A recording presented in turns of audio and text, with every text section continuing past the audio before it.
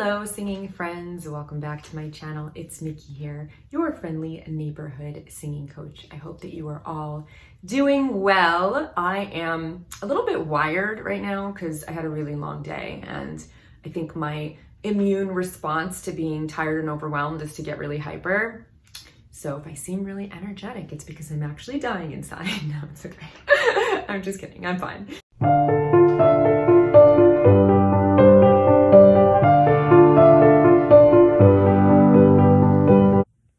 Hello, singing and piano playing friends. I have 2 new courses that you can take if you are starting on your singing and piano playing journey. They are my VIP special learning groups for very important performers and very important pianists. You can find the links down below for how to join, and you get access to a great online library of content.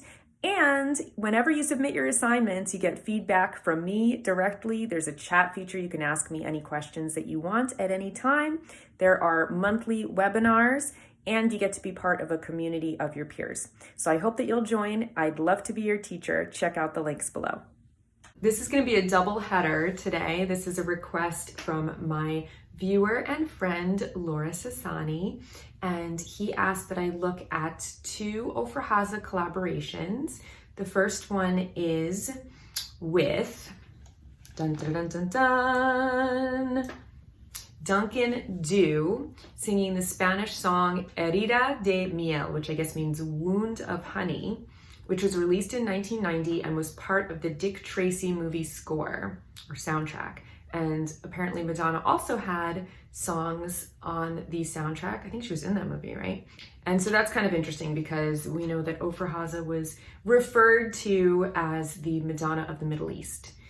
And then the second song is a collaboration between Paul Anka and Ofra, singing the song Freedom for the World, released in 1991. Okay? And you know that I always like to get a little bit of background on the artists that we're going to be listening to. So I looked up Duncan Dhu, and they are a Spanish group created in San Sebastian, Spain, which is where my mother's family is from originally, in 1984. And its original members were Mikel Erentzun, former singer in Aristogatos, Aristocats, Diego Basayo, and Juan Ramon Viles, former members of Los Dalton.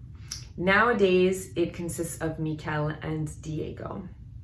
The group style is acoustic and simple pop rock with a touch of rockabilly. And their albums were Portieras Escocesas, Canciones, El Grito del Tiempo, and then they had an album of B-sides called Grabaciones Olvidadas. And then when they became a duo, they recorded the double album Autobiografia, which was nominated for a Grammy Award for Best Latin Performance in 1991. And they later had such hits as Esos Ojos Negros.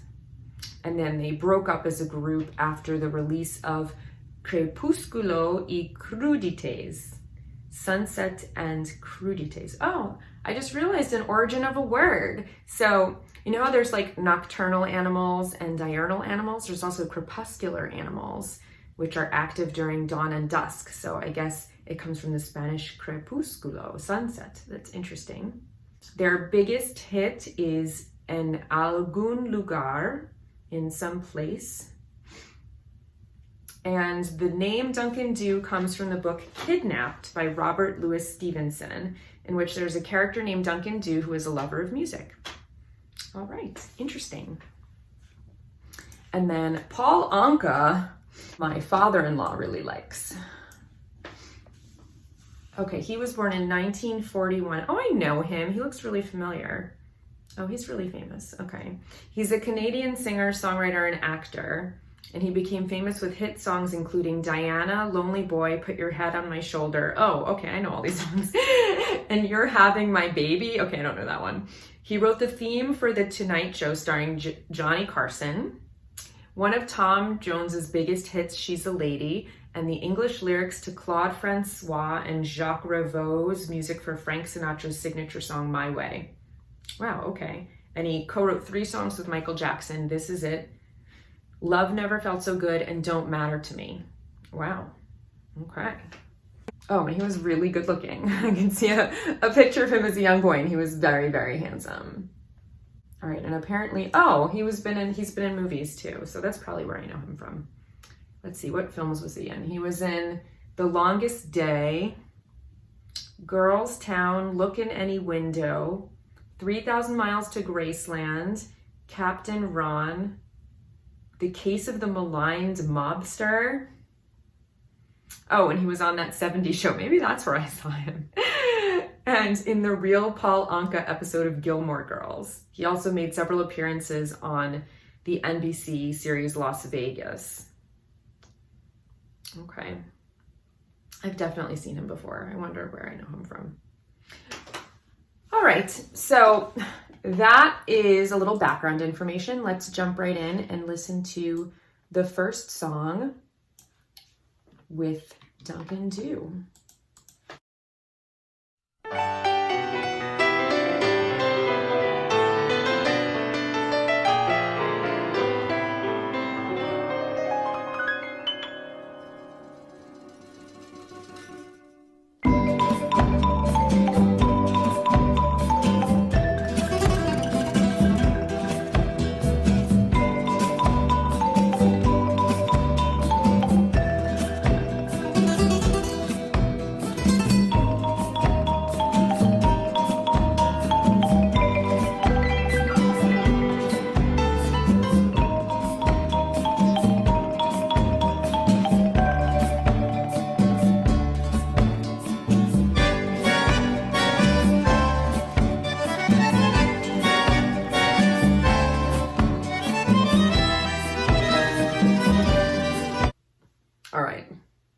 Sorry for that interruption. So I was actually listening, believe it or not. I really like this. It's like very Spanish sounding. It sounds like flamenco or something, you know, it's really, really cool and very different from anything that I've heard with Ofra before. So I'm curious to see how she's incorporated into this track.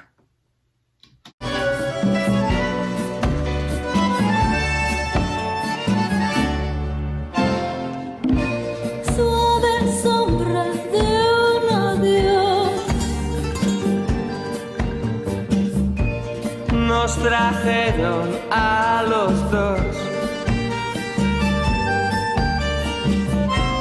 aquel dolor que yo no disfruto, mi amor. Si tú eres la boca que apaga mi voz, herida de miel dibujada en mi piel.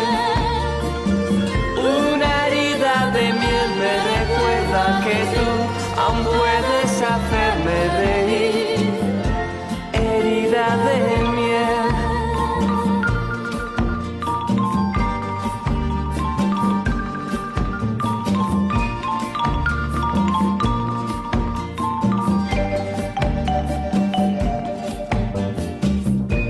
Just gonna stop it there for a moment so that I don't get flagged. So I really, really like this, and I think their voices are an interesting choice as a duet because I wouldn't put them together if it were up to me, you know, because her voice is so pure and it just sounds so graceful and elegant. And then the man who is singing sounds much more of the earth, much more like terrestrial, you know, like there's something more like raw and conversational about the way that he's singing and much less polished and singery. Whereas like her voice is this more elevated, kind of clear, bell-like, beautiful kind of voice. And I don't know that they go perfectly together, you know? I like this. I think it's really interesting. And one thing that really sticks out to me about the way that Ofra is singing is she is such a chameleon and she is able to sing in other languages, in this case Spanish, as if it's her mother tongue, you know, like she really is able to sing in any language and sell it and sound like she is a fluent native speaker of that language. but I don't know that their voices blend perfectly together. You know what I mean? Like sometimes it works when things are like so different and they just really gel and the contrast is nice, but I don't know that they're so complementary to one another in this case. Her voice sounds much more polished and his voice sounds a little bit too raw for me. I like both of them separately. I just don't know if I like them as a marriage. However, I do really like the song. I think it's really, really nice and I love the words. I love that idea of somebody who hurts you so much and yet you still love them and there's something that you enjoy about the pain, you know? So I think that concept is very nice lyrically and there's something that's very poetic about it. And I think it's a beautiful song and very well written and very well produced, but there's something about their voices that just don't gel for me, if that makes sense.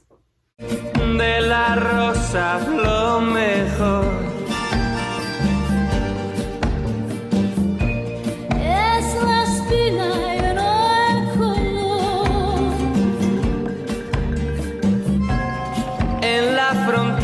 Tan solo quedamos tú y yo. Entre el dolor y tu más dulce amor. Herida de miel, dibujada en mi piel. Una herida de miel me recuerda que tú aún sigues muy cerca de mí.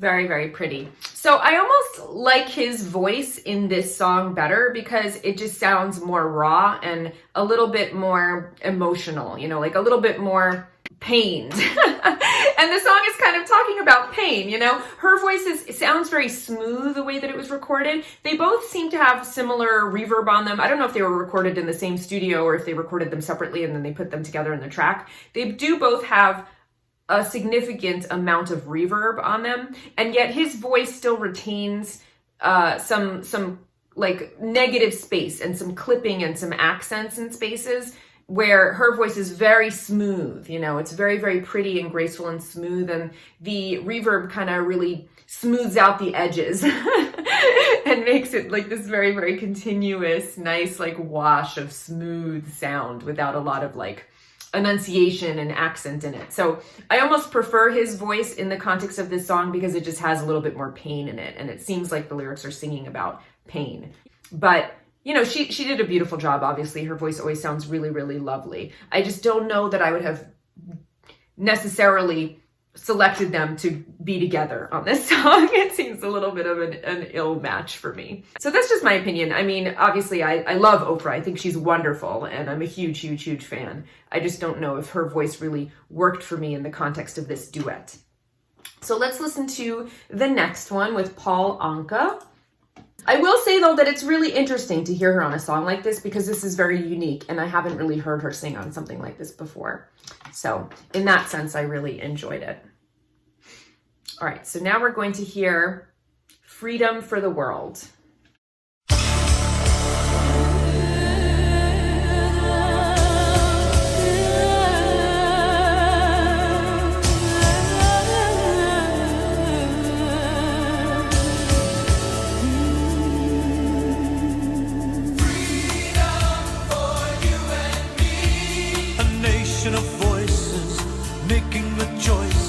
Demanding the meaning of truth. We'll pay for the tears, the doubts and the fears of our youth. The prophecy's clearer, the end may be nearer. Peace is the word of the day. And look to your heart and let love lead the way. Just look around.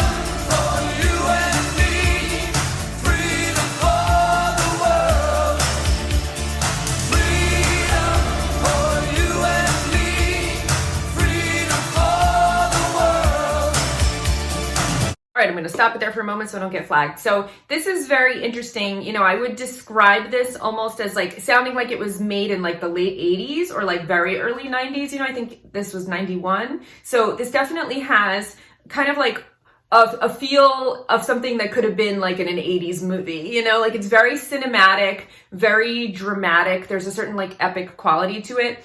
And I think there's like an epic quality to Paul Anka's voice as well, you know? And even though their voices are obviously very distinct as well, I think they work better because they're really playing to Ofra's strengths in this song. Like she's singing in that familiar way with those lovely ornaments and those melismas. But the really interesting thing about this song is that obviously we're getting to hear her sing in English. So it's another example of just how much of a polyglot she was, you know, when it comes to singing in all these different languages. But she's also singing in that melismatic way in English, which I don't think I've heard her do before. You know, usually when she sings in English, it's a little bit more simple and clean. And then when she sings in Hebrew or in Arabic, she uses more melismas. And so hearing her sing in English with all of those lovely ornaments and those very complex melodic lines is really interesting. And I just love the way that they worked in her signature style into this song. They're really showing us, you know, that lovely style that we've grown accustomed to, and which was really her forte. They're playing to her strengths in this song.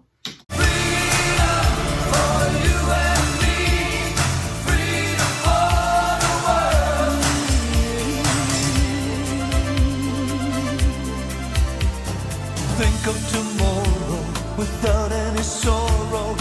Oh, what a world this can be. And where does it start? Look to your heart and you'll see. People are praying, the people are saying, how long can this go on? It just isn't right to fight for the right to belong. Everybody all over the world, raise your voices in song. If we don't get it together, where we gonna break on? Freedom for you and me, freedom for the world. Freedom for you and me, freedom for the world.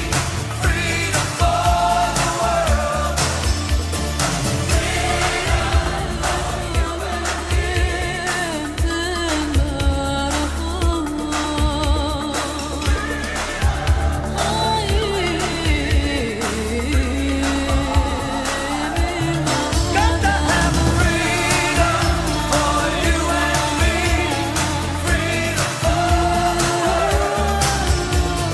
Freedom for you and me, freedom for the world. Freedom for you and me, freedom for the world. I said freedom for you and me, freedom for the world. Freedom for you and me, freedom for the world. Everybody needs freedom for you and me.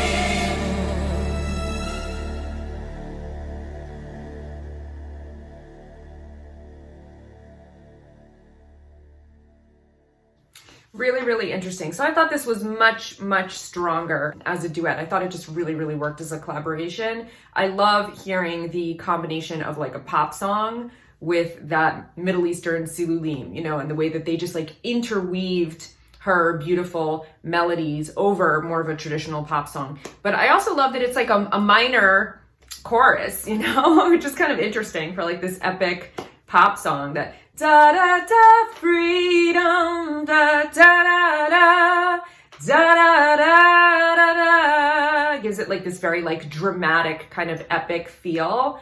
I really liked the parts in the verses where sometimes they were singing the same melody and you could hear Paul singing the more simple stripped down version of the melody and then her doing all these ornaments around that melody. on top of his vocal, you know? And this could potentially be kind of like this sprawling mess because there's so much going on, but they did it in such a way that her vocals complemented what he was singing, and it really didn't distract and it didn't sound messy. It sounded really cool and went really well together. I really like his voice. I think he's got a really, really interesting, epic kind of sounding voice, you know? And I thought that their voices just, for whatever reason, worked really well together and really complemented each other. This is an instance where you have two very different tones and timbres and even genres that they're singing in, and yet their voices blended and really went well together. So I thought that this worked much better, in my opinion, than the Duncan Dhu duet. But let me know what you guys think in the comments. Which one did you prefer? Because it's just my opinion, you know? So I'd love to know what you guys think as well. So thank you so much, Loris, for recommending that I listen to these. I hope that you enjoyed my reaction, and I'll see you guys here next time. Until then, take care, and of course, happy singing.